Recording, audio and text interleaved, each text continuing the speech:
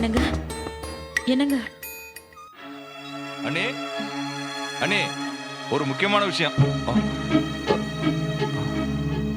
வா கலையா, எப்போ வந்த? நான் காலையில இருந்து இங்கே தானே இருக்கேன். சும்மா வெளியே போயிட்டு என்ன நீ அண்ணி எதுவுமே தெரியாத மாதிரி பேசுறாரு? அதுதான் எனக்கும் ஒன்னும் புரியல. வழக்கம் போல அவர் உட்காந்து பேசிட்டு தான் இருந்தார். நானும் வேதனையை அடக்கிக்கிட்டு என் கதை தான் உங்களுக்கு தெரியுமே, நம்ம தலையில எழுதுனது இதுதானே நினைச்சிட்டு இருந்த நேரம் அப்ப திடீர்னு தூக்கி எறிஞ்ச மாதிரி அப்படியே பொத்துன்னு கீழே விழுந்துட்டாரு. கண்ணு முழிச்சா இதுவரைக்கும் நடந்த எந்த சம்பவத்துக்கும் சம்பந்தம் இல்லாத மாதிரி பேசுறாரு. எனக்கு எதுவுமே புரியல. நீங்களாவது ஏதாவது கேட்டு பாருங்களேன்.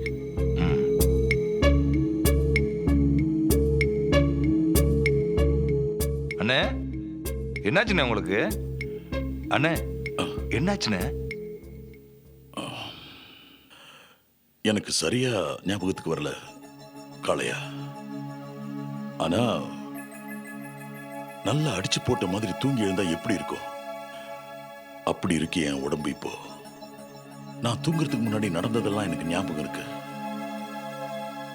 ஆனந்த என்னை கூட்டிட்டு போனது, பட்டாம்பூச்சி பறந்து வந்தது, வைத்தியம் பார்த்தது, இதெல்லாம் ஞாபகத்துல இருக்கு.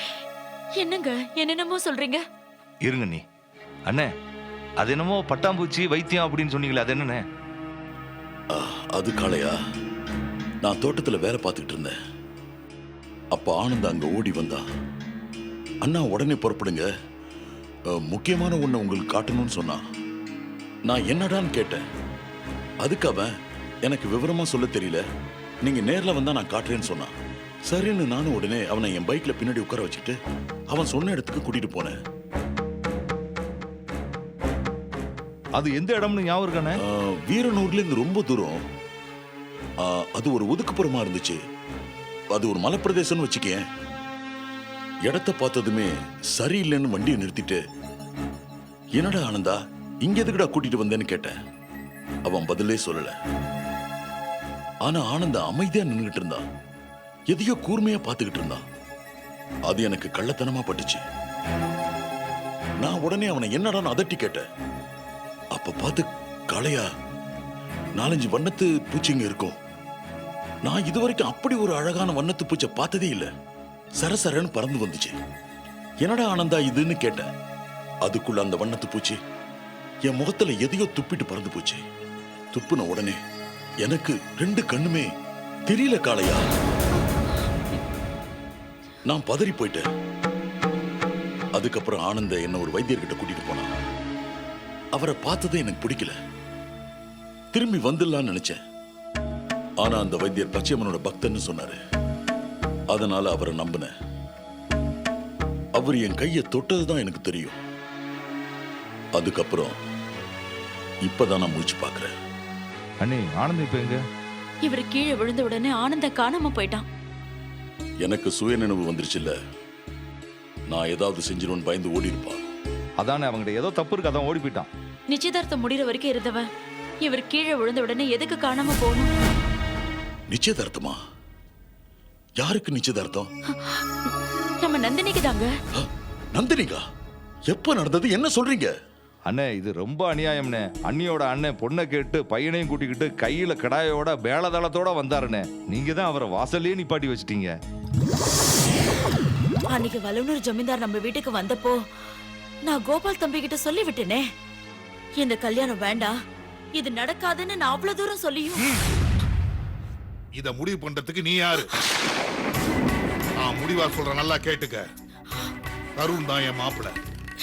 இந்த கல்யாணத்தை யார் தடுத்தாலும் நான் நடத்தி காட்டுவேன். என்னங்க என்னங்க?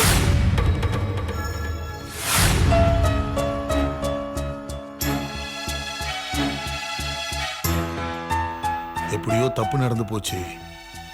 பெரியவங்க நீங்க, கண்டிப்பா மன்னிக்கிற குணம் உங்ககிட்ட இருக்கும். தயவு செஞ்சு முறைப்படி பொண்ணு கேட்டு எங்க வீட்டுக்கு வாங்க. என் பொண்ணோட வாழ்க்கை தான் எனக்கு முக்கியம். என் பொண்டாட்டிக்கும் அப்படித்தான். இதுக்கு மேல எனக்கு என்ன சொல்றதுன்னு தெரியல. நீங்க என்ன சொன்னாலும் கேட்கிறேன். வேணா உங்க காலில் வேணா. என்னங்க இது? இருக்கட்டுங்க, பரவாயில்ல, விடுங்க.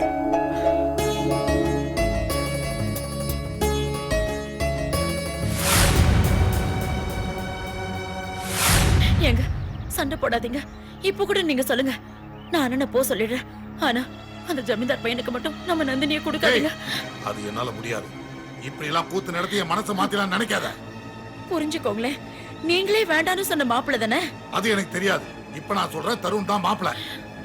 உங்க முடிவை மாத்திக்க மாட்டீங்களா? மாத்திக்க முடியாது. நீ யார் சொன்னாலும் கேட்க மாட்டேங்கிறீங்க. உங்க மனசுல நீங்க என்னதான் நினைச்சிட்டு இருக்கீங்க? என் கண்ணுக்கு முன்னாடி என் தங்கச்சி அடிச்சிட்டா. டேய் உன்னை விட மாட்டேன். டேய் என் தங்கச்சி யாரானே அடிச்சா. டேய் விட மாட்டேன். பஞ்சாயத்து கூட்டா. டேய் பஞ்சாயத்து கூட்டா பஞ்சாயத்து. உறவை மதிச்சு உன் மச்சான் உன் பொண்ணை கேட்டு வந்திருக்கிறான். நீ வளவனூர் ஜமீன்தாருக்கு பொண்ணை கொடுக்குறேன்னு நிச்சயதார்த்தம் பண்ணல. அந்த அடிப்படையில நான் என்ன பண்றேன், நந்தினிய முறப்பையனுக்கு கட்டி வைக்கணும்னு இந்த பஞ்சாயத்து வாயிலாக தீர்ப்பை சொல்றேன். எப்படி? என்னையா தீர்ப்பு? கொள்ளாத தீர்ப்பு சொல்றீங்க. தாய் மாமா உறவு வேணுங்கிறதுக்காக என் பொண்ணோட வாழ்க்கை நான் அழிக்கணுமா? எந்த ஒரு நியாயம் அது? நீங்களா கூடி முட்டாள்தனமா இப்படி ஒரு முடிவு எடுத்தா அதை நான் கேட்கணுமா? நல்லா கேட்டுங்கய்யா, இது ஏன் குடும்பம், ஏன் பொண்ணு, அவ வாழ்க்கைய நான் தான் தீர்மானிப்பேன். நீங்க சொல்றத நான் கேட்க முடியாது. இதை நான் ஒத்துக்க மாட்டேன். சம்பந்தி, நல்ல நேரம் முடியறதுக்குள்ள தட்டை மாத்திக்கோ. ரொம்ப சந்தோஷம். இந்த எப்படி என்னப்பா சந்தோஷம் தானே? எல்லாம் நல்லபடியா முடிஞ்சு ரொம்ப சந்தோஷம். நான் தான் சொன்னல, நீ அண்ணன் சுயநலவோட இல்லைன்னு நடக்க வேண்டியதா பார்ப்போம். அண்ணே, நந்தினியும் ஆசைப்பட்டதுனால நீங்க வீட்டுல போய் பேசுனீங்க. இப்ப எல்லா விஷயத்தையும் எடுத்து சொல்லி பேசிக்கலாம். ஒன்னும் ஆகல. தட்டு தானே மாத்திருக்கீங்க, தாலி கட்டல இல்ல, பாத்துக்கலாம் விடுங்க. என்ன நீ சரிதானே? அண்ணே, எனக்கு கொஞ்சம் சின்ன சின்ன வேலையெல்லாம் இருக்கு, அதெல்லாம் போய் முடிச்சுட்டு வந்துடுறேன். பாத்துக்கலாம், பேசி தீர்த்துக்கலாம். அண்ணி கிளம்புறேன்.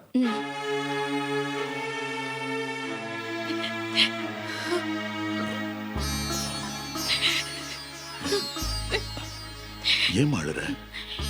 என் புருஷன் பழைய மாதிரி ஆக மாட்டாரா? நான் முன்ன மாதிரி சந்தோஷமா வாழ மாட்டேன். நான் எவ்வளவு அழுதுருக்கேங்க. ஆத்தா என் கண்ணீருக்கு பதில் சொல்லிட்டா. உன் கண்ணீருக்கு காரணம் நான் தான் செல்வி. பொண்டாட்டி புருஷனுக்கு சரிபாதி நினைக்கிற நானே உன்னை கை நீட்டி அடிச்சிட்டேன். பரவாயில்லைங்க, உங்க மனசு மாறினதுல பட்ட கஷ்டம் பறந்து போயிடுச்சு. அது இருக்கட்டும், என் நந்தினியை நான் பார்க்கணும். நந்தினிங்க, நந்தினி, நந்தினி. இருங்க, நான் கூட்டிட்டு வரேன்.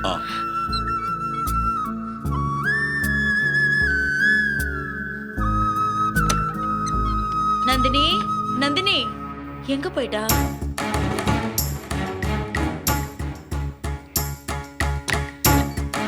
நந்தினி, நந்தினி இங்கேயும் காணுமே. நந்தினி, நந்தினி, நந்தினி இந்த பொண்ணு எங்கேயுமே காணுமே. ஐயோ, என்னங்க என்னங்க என்னங்க, நம்ம நந்தினியை காணுங்க. என்னது, நந்தினியை காணுமா? இந்த திரைப்படத்தை முழுமையாக கண்டு மகிழ உடனே டவுன்லோட் செய்யுங்கள் Raj digital TV OTT app. வருடத்திற்கு வெறும் 299 ரூபாய் மட்டும்.